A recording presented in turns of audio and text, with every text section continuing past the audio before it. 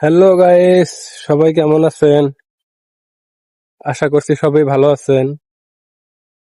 তো দেখতে পাচ্ছেন এটা আমাদের গ্রাম।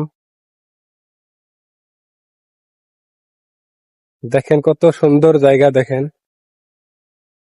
কি সুন্দর জায়গা দেখতে পাচ্ছেন আপনারা। দেখেন, এই দেখেন ভিউগুলা কত সুন্দর লাগতেছে। দেখেন